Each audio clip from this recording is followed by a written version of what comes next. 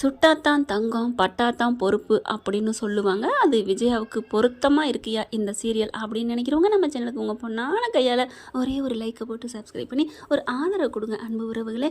அட ஆமாங்க, இப்போ விஜயாவுக்கு சும்மா வச்சு செய்கிறாங்க ஸ்ருதி அம்மானு சொல்லணும். இப்போதைக்கு ஒருத்தவங்க வில்லத்தனம் பண்ணால் அவங்கள பார்த்து கோபம் வரும், மனசுக்குள்ளே திட்டுவோம், ஏன் வாயை விட்டு கூட நீ நல்லா இருப்பியாடி, நீ கை கால் என்னென்னமோ சொல்லுவோம். ஆனால் ஸ்ருதி அம்மா நீ வாழ்க அப்படின்னு தாங்க எனக்கே சொல்ல தோணுச்சு. உங்களுக்கெல்லாம் சொல்ல தோணுச்சுன்னா ஆமான்னு கமெண்ட்ஸில் சொல்லுங்கள். யாருக்காக இருந்தாலும் தோணுங்க. எப்பேற்பட்ட புத்தன், இயேசு, காந்தி, எப்பேற்பட்ட ஆளாக இருந்தாலும் சரி, இந்த சமயம் விஜயாவை இப்படி வச்சு செய்கிறதுக்கு, அதாவது விஜயாவுக்கு இனியாவது புத்தி வரணுமே. அதாவது மீனாவை நினச்சி பார்த்தாங்க பார்த்தீங்களா, காப்பி கொடுக்குறாங்க பாருங்கள், கட்டாங்காப்பி கடுங்காப்பின்னு சொல்லிட்டு. அப்போ எப்படித்தான் ருசியாக போடுறாளோ, இதை ஒரு நாள் இந்த திருவாயை திறந்து ஒரு வாய் பேசியிருக்குமா மீனா கிட்ட, நீ நல்லா போடுறேன்னு போட்டு போட்டு திட்டிக்கிட்டே இருந்துச்சு. ஆனால் இன்னைக்கு யோசிக்க வச்சா பார்த்தீங்களா, அதுதான் ஒரு வில்லி வந்தால் தான் இன்னொன்னுக்கு தெரியும், சொல்லி அடிக்கிறதுல கில்லிங்கிற மாதிரி. இப்போ ஸ்ருதி அம்மா பண்ண பாட்டில் இப்போ மீனாவை நினைக்க ஆரம்பிக்கிறாங்க. இதுதான் ஆரம்பம் அப்படின்னு சொல்லுவாங்க இல்லையா, ட்ரெய்லர் மேமே இன்னும் மெயின் பிக்சர் இருக்குது. இப்போ சோறு மட்டச்சோறு, விஜய் அப்படியே ஆடி போகுது, இந்த சோறு எனக்கு சேராது அப்படின்னு சொல்லிட்டு இத்தனை நாள் மட்டை சோறுலாம் போட்டதே இல்லை. ஸ்ருதியும் சேர்ந்து சாப்பிடுது. அதனால் ஒன்றும் சொல்ல முடியலை. ஏன்னா வேறு மாதிரி பண்ணால் கூட என்ன மம்மி என்ன வச்சா அவங்களுக்கு இப்படி பண்ணுறீங்க அப்படின்னு ஸ்ருதியை கேட்பாங்க. ஆனால் இவங்களே சேர்ந்து பண்ணையில் எல்லாரும் நம்ம பாம்பு திங்கிற ஊருக்கு போனால் நடுத்துண்டு எனக்குன்னு சொல்லி வாங்கி தின்னு பழகிக்கணும் அப்படிங்கிற மாதிரி ஸ்ருதியை அப்படி சாப்பிடையில அந்த பிள்ளையை நம்ம திட்டவும் முடியலை. இப்போ தான் விஜயாவுக்கு புத்தி வருது கொஞ்சம் கொஞ்சமாக. ஆனால் இதெல்லாம் திருந்தாதுங்க. இதெல்லாம் அட்டையை தூக்கி மெத்தையில் போட்டால் அது ஊறிக்கிட்டு போகும்னு சொல்லுவாங்கள்ல, அந்த மாதிரி தான் இன்னும் படணும். இப்போ அதுங்களும் வேலைக்கு போயிருதுங்க. ஆனால் சும்மா சொல்லக்கூடாதுங்க. நம்மளை சொல்கிற வார்த்தைலாம் பணங்கிறது தேவைதான், பணம் இல்லாமல் வாழ்க்கை வாழ முடியாது தான். எதுவுமே ஒரு அளவு தாங்க. இப்போ தண்ணி தேவை, தண்ணி அளவுக்கு அதிகமாக போய் மூழ்கி போயிடுவோம். நெருப்பு தேவை, அது அளவுக்கு அதிகமாக இருந்தால் பயிர் எரிஞ்சு போயிடும். அந்த மாதிரி தாங்க. அதாவது பயிர் நான் சொன்னேன், ஃபயர் அதில் எல்லாமே எரிஞ்சு போகும். அதாவது சமைக்கிறதுக்கு நெருப்பு வேணும். எதுக்குடி வராட்டி இங்கிலீஷில் பேசுகிறேன்னு சொல்கிறீங்களா? எனக்கு இங்கிலீஷ் கொஞ்சம் கொஞ்சம் தாங்க வரும். அப்பப்போ தூய தமிழ்னு சொல்ல முடியாது, கிராமத்து தமிழ் வந்துடும். அளவோடு இருந்தால் தான் அமிர்தமும் அப்படியே இனிக்கும்னு சொல்லுவாங்க. அந்த மாதிரி தாங்க இங்கே இவர் சொல்கிறாரு. பணம் காசு முக்கியம்தான், ஆனால் உறவுகள் தான் அதை விட முக்கியம். அதை பொறுத்த வரைக்கும் நான் எல்லாம் இழந்துட்டோம்னு நினச்சிட்டு இருந்தேன். எனக்கு எல்லாம் நீங்கள் இப்போ பண்ணுறதெல்லாம் பார்த்தா ரொம்ப சந்தோஷமாக இருக்குன்னு ரொம்ப ஹாப்பியாகிறாரு. அப்படி தான் தாங்குறாங்க. ஏன் சம்பந்தியமாக நம்மளை புரிஞ்சுக்கலன்னு இந்த வீட்டில் இப்படி இருக்காங்க. ஆனால் மனோஜ் பண்ணுற கூத்துக்கள் கொடுமைகள் அளவே இல்லைங்க. ஐயோ செம்ம காமெடிங்க. எனக்கு என்ன சொல்கிறது, அதோட சேர்ந்த சந்தோஷம் இருக்காரு, நல்ல காமெடி ஆக்கி வச்சுருக்காங்க. வீடு ரெனோவேட் ஆகுது அப்படின்னு சொன்னார் பார்த்தீங்களா மனோஜ். இல்லையே ஏதோ பிரச்சனையாமே, சீல் வச்சுட்டாங்களாமே அந்த பொண்ணு ஜீவா. கரெக்டாக ரைமிங் மாதிரி எனக்கு நல்லா வாய் விட்டு சிரித்தேங்க இந்த சீனு. யாரெல்லாம் சிரிச்சிங்கன்னு கமெண்ட்ஸில் நானும் அப்படின்னு போட்டுருங்க. இப்போ எல்லாத்தையும் இவர் இன்னமும் என்ன சொல்லுவாங்க இல்லை, அந்த இது மட்டும் ஆகாது, என்னதான் வாழை வெட்டினாலும் ஆட்டிக்கிட்டே இருக்குன்னு சொல்லுவாங்கள்ல, அந்த மாதிரி தான் மனோஜ். எனக்கு நல்லா நீட்டாக இருக்கணும் அப்படி இப்படிங்கிறாரு. நான் மட்டும் தனியாக இப்படா தங்குறது, நீயும் தங்கு அப்படின்னு சொல்லிட்டு சந்தோஷப்பிடிச்சி இழுத்து வைக்கிறாரு. இங்கே அடுத்த நாள் பார்த்தீங்கன்னா ரோஹிணிக்கு விஷயம் தெரியாமல் இருக்கும். அடிக்கடி வந்துக்கிட்டு தானே போயிட்டு தான் இருக்குது. இங்கே சிந்தாமணியும் சொல்லிடுறாங்க, வீட்டை பூட்டிட்டு போயிட்டாளுங்க, அசிங்கப்படுத்தலான்னு பார்த்தா. என்ன ஆண்டி சொல்கிறீங்க, எல்லாம் பண்ணிட்டீங்களா? ஆமாம், விடுவேனா என்ன, அந்த வீடு என் கைக்கு வராமல் விட மாட்டேன் அப்படின்னு சொல்லிட்டு சூள் இருக்குது. அப்போது மனோஜ் எங்கே இருப்பார், எங்கே போயிருப்பான், ஆளாளுக்கு எங்கேயோ போயிருப்பாங்க, இது எங்கே போயிருக்கான்னு கண்டுபிடிக்கணும் அப்படிங்கிற இங்கே ரோஹிணி என்ன பண்ணுது, கண்டிப்பாக விஜயா ஆண்டி மீனா வீட்டுக்கு போயிருக்க மாட்டாங்க, ஸ்ருதி வீட்டுக்கு தான் போயிருக்கணும். அங்கிள் ஆண்டியை விட்டுட்டு இருக்க மாட்டாங்க, ஆனாலும் ஸ்ருதி வீட்டுக்கு போக மாட்டாங்க அப்படின்னு ஸ்ருதிக்கு ஃபோன் அடிக்குது. பார்த்தா ஃபோன் எடுத்துகிட்டு இவங்க எதுக்கு இப்போ ஃபோன் பண்ணணும், என்ன துக்கம் விசாரிக்க போகிறாங்களா அப்படின்ட்டு ஃபோன் எடுக்காமல் இருக்காங்க. மறுபடியும் கால் பண்ணவும், சரி நம்ம ஸ்டாப் வைக்கணும், ஃபுல் ஸ்டாப் பண்ணிடுவோன்ட்டு, என்ன இப்போ எதுக்கு ஃபோன் பண்ணியிருக்கீங்க, எல்லா விஷயம் தெரிஞ்சுக்க ஃபோன் பண்ணுறீங்க அவ்வளோதானே அப்படின்னு ஸ்ருதி கேட்க, என்ன ஸ்ருதி ஏன் இப்படி பரபரப்பாக பேசுகிறீங்க, நான் இப்போ என்ன ஒரு துக்க நிகழ்ச்சி நடந்துருச்சு என்ன எதுன்னு நான் ஒரு பதட்டத்தோடு தான் கேட்குறேன், ஒன்றும் இல்லை அப்படின்னு ஒரு மாதிரியாக. ஹலோ உங்களுக்கு ஒரு பதட்டமா, அதை நான் நம்பணுமா, ஏன் ஸ்ருதி என்னை நம்ப மாட்டேங்கிறீங்க, ப்ளீஸ் சொல்லுங்களேன் அப்படி சொல்ல, உங்களுக்கு எல்லாமே தெரிஞ்சிருக்குமே அப்புறம் என்ன அப்படி சொல்ல, இல்லை எனக்கு என்ன தெரிஞ்சாகணும், அங்கிளும் ஆண்டி எங்கே இருக்காங்க, ஏன் கூட்டிகிட்டு போகிறீங்களா, ஏன் ஸ்ருதி நான் கூட்டிகிட்டு போக மாட்டேனா, நான் பார்க்க மாட்டேனா அப்படின்னு ரோஹிணி சொல்ல, ஆண்டி எங்கள் கூட தான் இருக்காங்க, அங்கிள் மீனா வீட்டுக்கு போயிருக்காங்க அப்படின்னு சொல்ல, நான் நினச்ச மாதிரி தான் போயிருக்குதுங்களா அப்படின்ட்டு அப்போது மனோஜ், ஏன் அவரை பற்றி இப்போ உங்களுக்கு என்ன, அது எங்கே இருக்கான்னு தெரிஞ்சாகணுமா அப்படின்னு சொல்ல, இல்லை கேட்டேன், முதல்ல ஃபோனை வைங்க, உங்ககிட்ட நான் எதுக்கு பேசணும் அப்படின்னு வைக்க, அப்போது மனோஜ் இங்கேயும் இல்லை அங்கேயும் இல்லைன்னா எங்கே போயிருப்பாரு, தனியாக ரூம் எடுத்து தங்கியிருப்பாரோ, சரி இப்போ நம்ம போயிட்டு போயிட்டு ஷோரூமில் போய் பார்ப்போம் அப்படின்னு சொல்லிட்டு கிளம்புதுங்க. ஷோரூமுக்கு போனால் கரெக்டாக அங்கே தான் இருக்காரு. போன கையோட ரோகிணி அப்படின்னு சொல்ல, மனோஜ் அப்படின்னு ஓடி போய் கட்டி பிடிக்குதுங்க. அடங்கொய்யால என்னடா எல்லாத்தையும் மறந்துட்டியாடா அப்படின்னு தான் தோணுது கேட்கணுன்ட்டு. இப்போ மனோஜ் என்ன பண்ணுறாரு, ரோகிணி உனக்கு கதை தெரியுமா? தெரியும் மனோஜ், எல்லாம் தெரியும், தெரிஞ்சுதான் நான் வந்திருக்கேன். ஏன் மனோஜ் இப்படி ஆகணும்? ஆமாம் நீ எங்கே மனோஜ் தங்குன? நான் எங்கே தங்குனேன்? அதை ஏன் கேட்குற ரோகிணி? நான் இங்கே தான் தங்கினேன் ரோகிணி. என்னது இங்கே தான் தங்கினீங்களா? என்ன மனோஜ் சொல்கிற? என்ன இங்கே எப்படி தங்கின? உனக்கு எப்படி இருந்துச்சு? அதை ஏன் கேட்குற? எனக்கு அப்படியே ஒரு பயமாக இருந்துச்சு தெரியுமா? எலியும் அதுவுமா? ஐயோ அப்படின்னு சொல்ல, ஏன் மனோஜ் நான் இருக்கிறது உனக்கு தெரியலையா?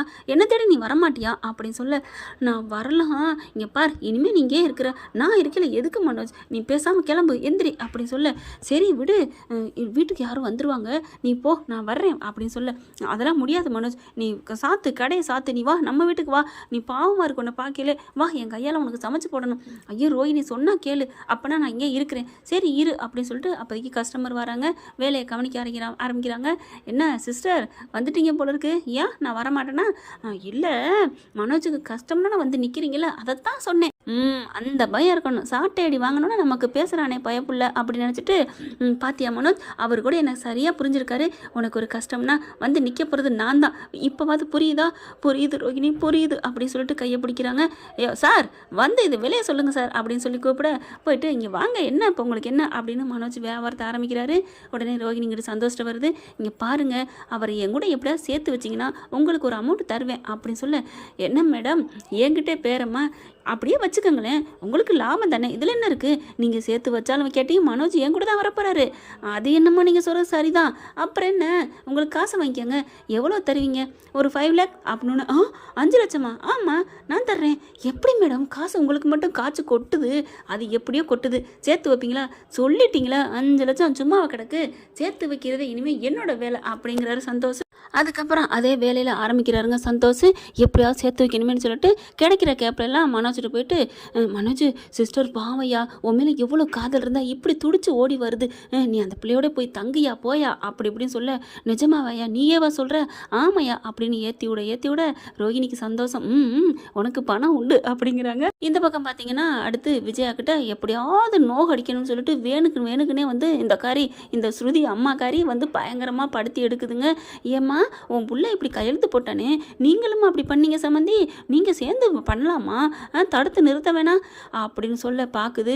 வேணாம் விடுங்க சம்மந்தி, அதையே பேசுகிறீங்க, ஏன் குத்தி காமிக்கிறீங்க? இல்லை நான் நடப்புக்கு தான் கேட்டேன், வேற ஒன்றும் இல்லை அப்படின்னு சொல்லிட்டு இருக்கல. அப்படியே சோகமாக இருக்குது. உங்கள் தலையெழுத்தை பாருங்க, அதுக்கு தான் சொல்கிறது அடுத்தவங்கள எப்போவுமே திட்டக்கூடாதுன்னு. எப்போ பாரு உங்கள் புள்ள முத்து என் புருஷன் அப்படி பண்ணாரு இப்படி பண்ணி சம்பாரிச்சாருன்னு சொன்னாரே, இப்போ அந்த வீட்லேயே என்னென்ன நடந்துட்டுருக்கு அப்படிங்கல. சம்மந்திம்மா விடுங்களேன், சரி விடுங்க, நான் என்னதான் சொல்ல போகிறேன், ஒன்றும் சொல்லலை அப்படின்ட்டு கிளம்ப போயில. சம்மந்தி அப்படிங்கிறாங்க. என்ன சம்மந்திம்மா என்ன வேணும் அப்படின்னு கேட்க, ஒன்றும் இல்லை, உங்களால் பணம் கொஞ்சம் தர முடியுமா? பணமா?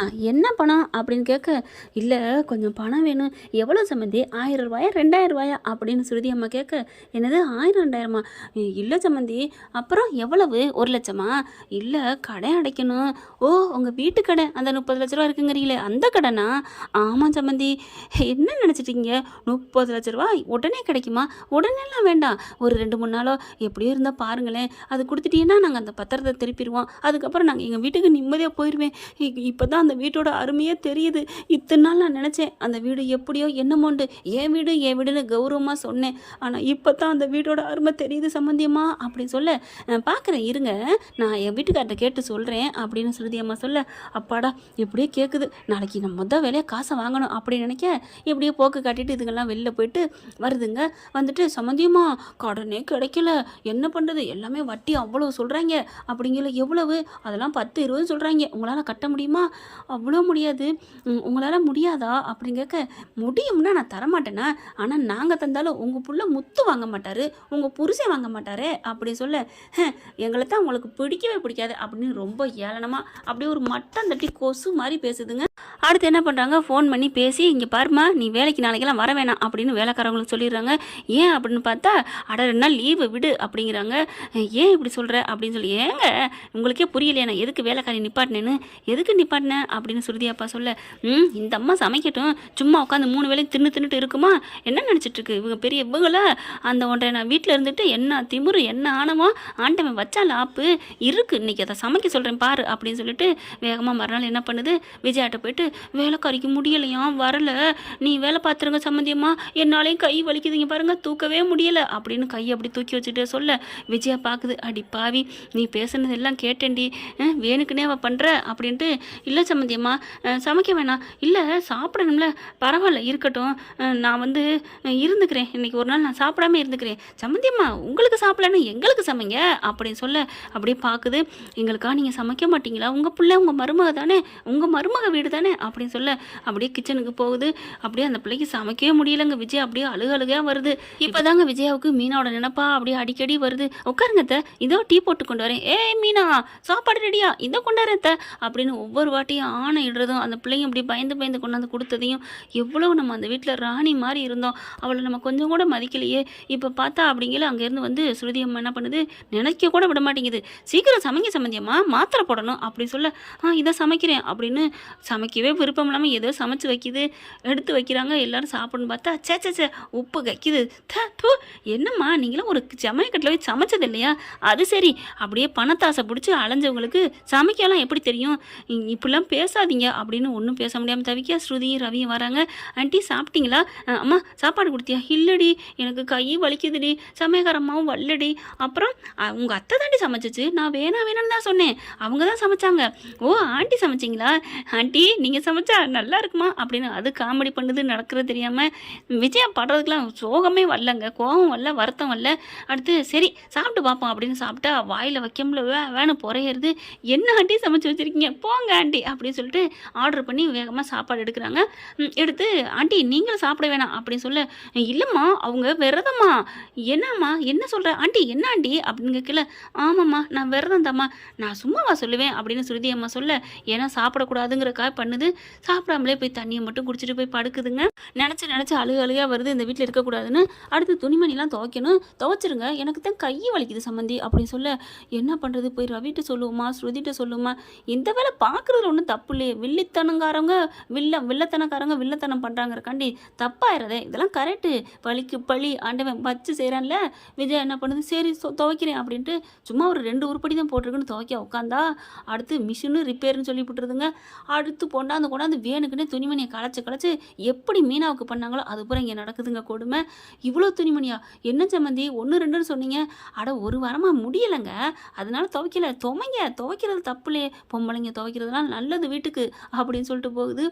என்னடா அது நம்ம வச்ச ரிவிட் ஆகுதே நமக்கே அப்படின்ட்டு துவைக்க ஆரம்பிக்குதுங்க. அப்பாடான்னு வேலை முடிக்குது. அதுக்கப்புறம் சம்மந்தியம்மா துவைச்சிட்டிங்களா, துவைச்சிட்டேன், நான் போய் ரெஸ்ட் எடுக்கிறீங்கள, வீடெல்லாம் மாப்பா கிடக்கு, மாப்பு போடுங்க, வெறும் அழுக்கா கிடக்குல அப்படி சொல்ல, அழுக்கா கிடக்கா, ஆமாம் அங்கே பாருங்கள், வேணுக்குன்னே காப்பியை கொட்டி விட்டு எல்லாத்தையும் அப்படியே அசிங்கப்படுத்தி கூட்டிட்டு மாப்பு போட்டுருங்க, நாங்கள் கொஞ்சம் வெளியில் போயிட்டு வந்துடுறோம், கை வலிக்குது ஆஸ்பத்திரிக்கு போயிட்டு வந்துடுறேன் அப்படின்ட்டு போகுது. ஐயோன்னு தலையில் அடிச்சுக்கிட்டு அழுகுது விஜயா, நம்ம பேசாமல் போயிடுவோமா அப்படின்ட்டு இருக்கல, மாப்பு போட ஆரம்பிக்குதுங்க. கரெக்டாக ஸ்ருதியும் வந்துடுதுங்க. வந்த கையோட பார்க்குறாங்க, என்ன ஆண்டி மாப்பு போட்டுட்ருக்காங்க, வீட்டுக்கு மாப்பு போடுறது தப்பு இல்லையா ஸ்ருதி, என்ன கண்ணு நீ போ கண்ணு அப்படின்லாம் என் மைண்ட் வாய்ஸ் வருதுங்க.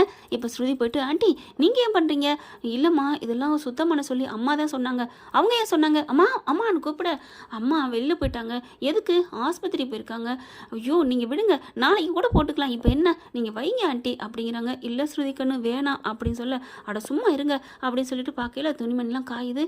இதெல்லாம் அம்மா துவைச்சு போயிட்டாங்களா, முடியலன்னு சொல்லிட்டு எப்படி இதெல்லாம் பண்ணாங்க அப்படி சொல்ல, இல்லை அப்படிங்கல, என்ன ஆண்டி இதுவும் நீங்கள் தான் துவைச்சிங்களா, ஆமாம்மா அப்படிங்கிறாங்க. ஏன் அம்மா இப்படி வேலை வாங்குது அப்படின்னு நினைக்கல, விடுமா அம்மா செய்கிறதுலாம் ஒன்றும் தப்பு இல்லை விடு, நான் ஒன்றும் பெருசாக நினைக்கல அப்படின்ட்டு காலையிலையும் சாப்பிடல மதியானம் சாப்பிடலையா, சாயந்தரம் பார்த்தா அப்படியே மயக்கம் வந்துடுது. விஜயா மயங்கிருதுங்க. ஆண்டி என்னாச்சு அம்மா என்னாச்சு அப்படின்னு சொல்லிட்டு ரவியும் ஸ்ருதியும் அப்படியே பிடிக்கிறாங்க. என்னாச்சு, இல்லைம்மா ஒன்றும் இல்லை, என்ன அப்படிங்கல, பசிக்குதுடா இன்னும் சாப்பிடலடா அப்படின்னு விஜயா சொல்ல அப்படியே ரவிக்கு ஆடி போகிறாங்க. என்னம்மா நீங்கள் சாப்பிடவே இல்லையா அப்படின்னு சொல்லிட்டு போய் அடுப்படிலே பார்க்குறாங்க. சமையல்லாம் அது அந்த அந்த அம்மாவே சமைச்சது, அதுக்கே சாப்பிட பிடிக்கலையா இல்லை ரோசத்தில் சாப்பிட பிடிக்கலையா என்னன்னு தெரியல. இப்போ ரவி என்ன பண்ணுறாங்க, உடனே ஆர்டர் பண்ணுறாரு. நீ சாப்பிடுமான்னு 2 இட்லி எடுத்து வச்சு கொடுக்க, வேணா ரவி சாப்பிட்றீங்களா இல்லையா அப்படின்னு சொல்லி சாப்பிட வைக்கிறாங்க. இப்போ என்னம்மா பிரச்சனை அப்படின்னு கேட்க, இல்லைப்பா நான் நம்ம வீட்டுக்கு போகணுன்னு ஆசையாக இருக்குப்பா அப்படின்னு சொல்ல, எப்படிம்மா அங்கே போக முடியாதே. ஸ்ருதியும் பார்க்குறாங்க. ரவி அம்மா கொஞ்சம் இதாக தான் நடத்துகிறாங்கன்னு எனக்கு தோணுது, வேணாமே ஆண்டி சொல்கிற மாதிரி நம்ம வீட்டுக்கே போயிடலாம். நம்ம வீட்டுக்கு எப்படி போகிறது அப்படிங்கல பார்க்குறாங்க விஜயா. நான் நம்ம வீடுன்னு சொன்னது உன் அப்பா இருக்காரடா அந்த வீட்டுக்கு தாண்டா அப்படின்னு சொல்ல, யார் வீட்டுக்கு? மீனாணி வீட்டுக்கா? ஆமாடா. அது ஏன் நீ மீனாணி வீடுன்னு சொன்ன என்ன? டேய் நான் தான் அதுக்கு மேலே நம்ம வீடுன்னு சொல்லிட்டேனேடா. அம்மா என்னம்மா சொல்கிற? ஆமாடா, நான் மீனாவை இது நாள் வரைக்கும் தப்பாகவே நினச்சிட்டேன்டா, அதுக்காக ஆண்டவன் இப்படி வச்சுட்டான் போல இருக்குது, போவோம்மா நம்ம வீட்டுக்கே. சரி அப்படிங்கிறாங்க. ஸ்ருதியும் பார்க்குறாங்க. கரெக்டாக அவங்க அம்மா அப்பா வராங்க. இவங்க என்ன பண்ணுறாங்க, ஸ்ருதியும் ரவியும் பேசாமல் இரு அப்படின்னு சொல்லிட்டு போய் ஒளிஞ்சுக்கிறாங்க. நீங்கள் மட்டும் இருங்க ஆண்டி, உட்காருங்க, என்ன பண்ணுறாங்கன்னு பார்க்கணும் அப்படின்னு ஒளிஞ்சுக்க இவங்க 2 பேரும் வராங்க. என்ன ரவி ஸ்ருதி வந்துட்டாங்களா? வந்துட்டாங்க அப்படிங்கல, சொல்லக்கூடாதுன்னு மண்டை ஆட்டுறாங்களா? அப்புறம் எங்கே வெளில போயிட்டாங்களா அப்படின்னு கேட்க, அப்படின்னு சொல்லி ஒன்றும் சொல்லலை. அதுக்கப்புறம் என்ன சமைச்சிட்டிங்களா அப்படின்னு கேட்க, இல்லை சமைக்கலை. என்னங்க அப்புறம் என்ன சாப்பிட்றதுன்னு நினைக்கிறீங்க? வீடெல்லாம் கூட்டிட்டிங்களா? மாப்பு போட்டுட்டேன். என்ன வீடு அங்கங்கே வெறும் குப்பையாக இருக்குது, இதெல்லாம் மாப்பு போடுற லட்சணமா? வீட்டில் ஓசி சோறு சாப்பிட மட்டும் வந்து உட்காந்துட்டீங்க. என்ன சம்மந்தியமா நீங்கள்? உங்களுக்காக காசுக்காக நாங்கள் அலைஞ்சிட்டு வரோம் தெரியுமா? 30 லட்ச ரூபா சும்மாவா கிடக்கு? 30 லட்ச ரூபா வாங்கிட்டு வந்தீங்களா சம்மந்தியமா? கொடுப்பாங்க, அதெல்லாம் இல்லைன்ட்டாங்க. இன்னும் எத்தனை நாளைக்கு நீங்கள் இருக்க போகிறீங்க என்னன்னு தெரியலையே. என் மக வேற, அவள் எல்லாமே நல்லவங்கன்னு நினைப்பா, அவளுக்கு எப்படி தான் புத்தி வரப்போகுதோ தெரியல. இன்னும் எத்தனை நாளைக்கு இங்கே உட்காந்து ஓசி சோர்த்திங்க பொய்யன்னு தெரியல அப்படின்னு பேச, அப்படியே கையை தட்டிட்டு வெளியில் வருது ஸ்ருதி. அம்மா சூப்பர்மா, எப்படிம்மா? ஸ்ருதி நீ உள்ளேயா இருக்க? இல்லடி அது வந்தடி, உங்கள் மாமியாருக்கு புத்தி வரட்டுங்கிற கணத்தை நீ அப்படி பேசுனேன். போதுமா, புத்தி வந்துருச்சு. இனி ஒரு நிமிஷம் கூட இங்கே இருக்க மாட்டான். ஆணவத்தில் ஆடிக்கிட்டு இருக்கையில் நீ ஆடவத்தில் ஆடலாம், ஆனால் எல்லாம் அடங்கி போயிருக்கிறாங்க பாருங்க, அவங்ககிட்ட வந்து நீ பேசுகிற பாரு. போமா அப்படின்ட்டு, வாங்க ஆண்டி நம்ம இருக்க வேணாம் அப்படின்னு சொல்லிட்டு ரவியும் ஸ்ருதியும் வேகமாக விஜயா கூட்டிகிட்டு கிளம்புறாங்க. இங்கே வர்றாங்க. வந்துட்டு வாத்தா 3 பேர் வந்து வாசலில் நிற்கிற பார்த்துட்டு ஆடி போகிறாங்க. அத்தை அத்தை வாங்க அத்தை, என்னத்தை அப்படிங்கல, சம்மந்தியமாக வாங்க அப்படிங்கல ஓடி போய் அண்ணாமலை கட்டி பிடிச்சிக்கிறாங்க விஜயா. ஏன் அழுகிற, ஏன் அழுகிற? என்ன மன்னிச்சிருங்க, நீங்கள் கூப்பிட்டோன்னே வந்திருக்கணுங்க. அத்தை ஏன் அழுகாதீங்க அத்தை அப்படிங்கல திரும்பிக்கிட்டு மீனாவையும் கட்டி பிடிச்சி அழுகுறாங்க. அப்புறமா சந்திராவை கையை பிடிச்சி, என்ன மன்னிச்சிருங்க, உங்களை தப்பாக புரிஞ்சுட்டேன், எல்லாத்துலேயும் பணம் தான் முக்கியம்னு நினச்சேன், ஆனால் மனசும் குணம் தான் முக்கியம்னு தெரிஞ்சுக்கிட்டேன் அப்படின்னு சொல்கிறாங்க. அப்புறமா ஸ்ருதியை பார்த்துட்டு, என்னம்மா ஸ்ருதி அப்படிங்கல, நீங்கள் எதுவும் நீங்கள் நினைக்க வேணாம், நான் இருக்கிறேன்னு நீங்கள் எதையும் மறைச்செல்லாம் பேச வேண்டாம், அம்மா அப்பான்னு நீங்கள் பார்க்காதீங்க, அவங்க பண்ணதெல்லாம் தப்பு தான், விட்டுருங்க அப்படிங்கிறாங்க. அப்புறமா நான் இங்கே இருந்துக்கிறேன்டா ரவி அப்படின்னு சொல்ல, உடனே ரவியும் ஸ்ருதியும் பார்க்குறாங்க. என்னடா அம்மா இங்கே இருக்கக்கூடாதா அப்படின்னு அண்ணாமலை சொல்ல, அம்மா இருக்கிறத பற்றி ஒன்றும் இல்லை, அப்புறம் அப்படிங்கல மீனாவை பார்க்குறாங்க. ஸ்ருதி நீ என்ன பார்க்குறேன்னு எனக்கு தெரியுது, வா வீட்டுக்குள்ள வா, இது ஓ வீடுமா, நீ என்ன பார்க்குற, வாடி அப்படின்னு சொல்லி கூப்பிட, அப்படியே மீனா அப்படிங்கிறாங்க. ஆமாம்மா என்ன ரவி வா அப்படிங்கிறாங்க. சந்திரா பார்க்குது. என்ன மீனா? ஐயோ அவங்களுக்கு இங்கே தான் இருக்கிறதுக்கு விருப்பமா? என்ன சொல்கிற? ஆமாம் அப்படின்னு சொல்ல, அட வாங்கடா நீங்களும் என் பிள்ளைய தாண்டா அப்படின்னு எல்லாரையும் கூப்பிட்டு ஹாலில் உட்காடுறாங்க. அவ்வளோ பேரும் உட்காரவும் கலக்கலன்னு இருக்குங்க வீடு. நல்லா இருக்கல வீடு அப்படின்னு சொல்லி சந்தோஷமாக இருக்க, கடைசியாக பார்த்தா கதவு டக்கு டக்குன்னு தட்டுற சத்தம் கேட்குது. யார் அப்படின்னு பார்த்தா, அம்மா அப்பா அப்படின்னு குரல். கதவை திறந்தா மனோஜ் பெட்டியோடு நிற்கிறாரு. டேய் என்னடா நீ வந்து நிற்கிற? ஓ ஷோரூம்லேருந்து உன்னே தள்ளியோட யாருமே இல்லையாடா அப்படி சொல்ல, ஷோரூம்லேருந்து வரலடா பின்ன அப்படி சொல்ல, என் கதையே வேறடா, என்னடா சொல்கிற அப்படின்னு சொன்ன கையோட எல்லாத்தையும் எடுத்து சொல்கிறாரு. ஸ்ருதி ரோஹிணி வந்து கூட்டிகிட்டு போகிறாங்க இல்லையா, கூட்டிகிட்டு போய் அங்கே வீட்டில் கொண்டே நல்லா தாங்க வச்சுருக்குறாங்க. எல்லாம் நல்லபடியாக இருக்கையில் இங்கே சிந்தாமணிக்கு எல்லாரும் தெரிஞ்சிருது. இனிமேல் இந்த ரோஹிணியால் எந்த பயனும் இல்லை அப்படிங்கிறதுனால வீட்டை விட்டு காலி பண்ணி கிளம்பிடு அப்படின்னு சொல்லுது. ஆண்டி என்ன ஆண்டி திடீர்னு போக சொன்னால் என்ன ஆண்டி? ஏன் திடீர்னு போக சொல்லாமல் என்ன வெத்தலை பாக்கு வச்சு பத்திரிக்கை அடித்து அனுப்பணும்? என்ன ஆண்டி உங்கள் பேச்செல்லாம் நான் கேட்டுக்கிட்டு தானே இருந்தேன். இங்கே பார் நான் சொல்கிற கேளு, உன் அம்மா உன் புள்ள உன் புருஷன் எல்லாம் வந்து இங்கே தங்கிக்கிட்டு இருப்பீங்க, நான் விட்டு கொடுத்துட்டு பண்ணா அப்படின்னு சொல்லி பேசிக்கிட்டு இருக்காங்க. ஐயோ உள்ளுக்கு மனோஜ் தூங்கிக்கிட்டு இருக்காரு. சத்தம் போடாதீங்க ஆண்டி, அவன் தூங்குனா என்ன தூங்காட்டி எனக்கு என்ன, நீ எப்போ காலி பண்ணுற? ஆண்டி ப்ளீஸ் ஆண்டி, உங்களுக்காக நான் எவ்வளோ பண்ணியிருக்கிறேன், என்னென்ன பண்ணியிருக்கிறேன், நான் நல்ல பேர் எடுத்த மாதிரி நடித்ததுனால தானே மனோஜ் என் கூட வந்தார், உன் கூட வந்ததுக்கு எனக்கு என்ன லாபம், நீ என்ன நினச்சிட்ருக்க? இல்லை ஆண்டி அப்படிங்கிற, இங்கே பார் நீ வந்து கெஞ்சினதுனால 5 லட்சம் கொடுத்ததுனாலே வாபஸ்லாம் வாங்கலை. நான் எதுக்காக வாங்கினேங்கிற அர்த்தம் தெரிஞ்சா நீ ஆடி போயிடுவ. என்ன ஆண்டி சொல்கிறீங்க? ஆமாம், மீனா பயங்கரமான ஆள் தெரியுமா? அவள் கம்ப்ளைண்ட் கொடுத்ததுனால மட்டும்தான் நான் கேஸை வாபஸ் வாங்க சொன்னேன். அது புரியாமல் ஓம் புரிச்சேன் நீ கொடுத்த காசுக்காக வாபஸ் வாங்கலாம்னு நினச்சிட்டு இருக்கானா? ஆண்டி என்ன ஆண்டி சொல்கிறீங்க? இங்கே பார், இதெல்லாம் தேவையில்லை, நீ மரியாதை காலி பண்ணுற கிளம்புற அப்படின்னு சொல்ல அப்படியே எல்லாத்தையும் மனோஜ் கேட்குறாரு. வீட்டை உடனே காலி பண்ணுங்க, வீட்டை காலி பண்ணுங்க அப்படின்னு சொல்லி கத்துறதுனால வேறு வழியே இல்லை. எல்லா பாத்திரத்தையும் அள்ளி வீசி எரிஞ்சிடறா. சிந்தாமணிக்கு ஒரு காரியம் ஆகணும்னா எவ்வளோ காலம் பிடிச்சா. ஆனால் இப்போ ரோகிணி தயவு தேவையில்லை அப்படிங்கிறக்காண்டி விரட்டுறாங்க. பாத்திர மண்டத்தில் அள்ளி எரிய அப்படியே நடு ரோட்டில் நிற்க இப்போ என்ன பண்ணுறது மனோஜ் அப்படிங்கிற மாதிரி பார்க்க, சேச்சே நான் பாட்டுக்கு எங்கள் ஷோரூமில் இருந்தேன், நீ ஏன் இப்படிலாம் பண்ணுற அப்படின்னு சொல்லிட்டு நான் கிளம்புறேன் அப்படின்னு சொல்லி கிளம்ப, மனோஜ் இப்படிலாம் போகாத மனோஜ். இந்த பாரு ரோகிணி, நீ இந்த சிந்தாமணியோட கூட்டு சேர்ந்துருப்பேன்னு நான் கொஞ்சம் கூட நினைக்கல. இப்படி நினச்சிருந்தா நான் உங்க கூட வந்திருக்கே மாட்டேன். எல்லா வேலையும் ஓ மேலே தானா? அச்சா, என் மூஞ்சிலே முடிக்காத அப்படின்னு சொல்லி கிளம்ப மனோஜ் அப்படின்னு பின்னாடியே வராங்க. ஆனாலும் நீ எப்படியோ போ, அம்மாடி என்னால் இங்கே இருக்க முடியாதுப்பா அப்படின்னு சொல்லிட்டு என்ன பண்ணுறாங்க, மீனா வீட்டில் தான் எல்லாம் இருக்கான்னு சொல்லியிருக்காங்க இல்லையா, அதனால மீனா வீட்டுக்கு கிளம்பி வந்துடுறாங்க. அப்படியே நடந்தது சொல்கிறாங்க. இது அப்பா நடந்தது, என்னை மன்னிச்சிடுடான்னு எல்லார் காலையும் விழுந்து நம்ம மனோஜ் மன்னிப்பு கேட்குறாங்க. என்ன ஃப்ரெண்ட், இப்படிலாம் போனால் நல்லா தானே இருக்கும். பார்க்கலாம் என்ன நடக்க போகுதுன்னு. இந்த பதிவு உங்களுக்கு பிடிச்சிருந்துச்சுன்னா உங்கள் பொண்ணான கையில் ஒரு லைக்கை போட்டு சப்ஸ்கிரைப் பண்ணிடுங்க. Thank you friends. உங்களுக்கு பிடிச்சிருந்தா தயவு செய்து லைக் பண்ணுங்க. இன்னும் அப்டேட்ஸ்க்காக சேனலை சப்ஸ்கிரைப் பண்ண மறக்காதீங்க. நம்ம கிட்ட இருக்க எல்லா சேனல்ஸோட லேட்டஸ்ட் வீடியோ அப்டேட்ஸ்க்காக மேல ரைட் சைடுல காட்டுற லிங்கை கிளிக் பண்ணி வாட்ஸ்அப் குரூப்ல ஜாயின் பண்ணுங்க. உங்களிடம் விடைபெறுவது நான் உங்கள் மெஹர்.